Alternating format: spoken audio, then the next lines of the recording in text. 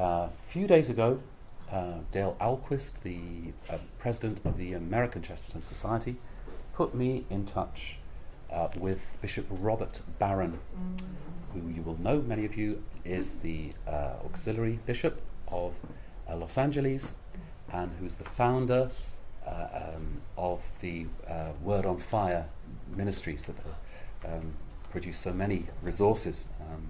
Among them, for example, the DVD series that I referred to earlier, Pivotal Players. Earlier today, my bishop received a letter from Bishop Barron, and he's given me permission to share its contents with you. So I'm not going to read it all because it's a long letter, but I'm going to read, as it were, the highlights of it. Bishop Peter Doyle. As you may know, last year I produced an hour-long documentary on Chesterton for my Pivotal Players film series, which has already been seen by hundreds of thousands of people. Including Chesterton was an easy choice. I consider him a pivotal player because he's one of the most sparkling and effervescent figures in the great Catholic tradition. He embodies the wealth and capaciousness of Catholicism. Whenever someone suggests the faith is something cramped, crabby, and puritanical, I encourage him to read even one paragraph of Chesterton. For years I've appreciated his love of paradox. I've enjoyed his puns, plays on words, and surprising reversals. I've read many of his books, which each experience like opening a bottle of champagne, intoxicating, sparkling, and rare. Yet, it's not just his style I admire.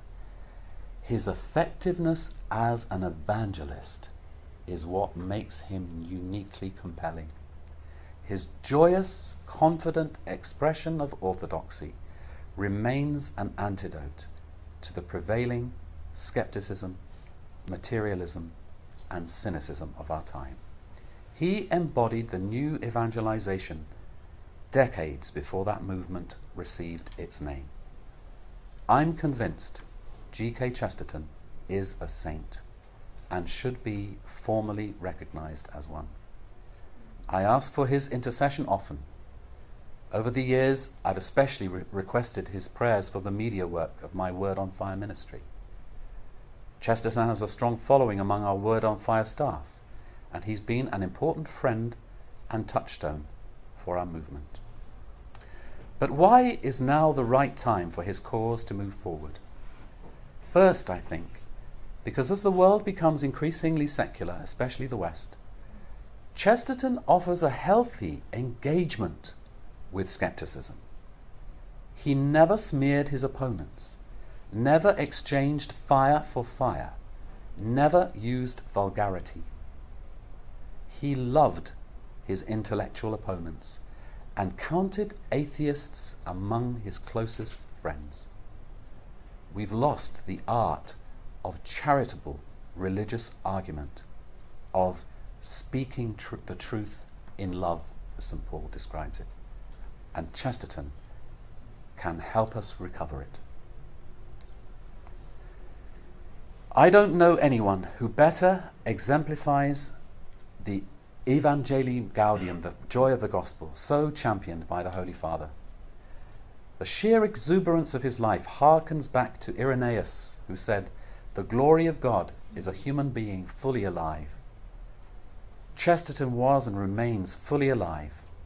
And at a time when many Christians seem defeated and uninspired, we need his bubbly excitement about the gospel, his verve and excitement to proclaim the uniqueness of Christ. I hope that in my lifetime we will see G.K. Chesterton formally recognized for his heroic virtue. He doesn't need that title, but we need him. I believe he's a saint, and I offer my full support for his cause. Peace. Bishop Robert Barron, Auxiliary Bishop of the Archdiocese of Los Angeles.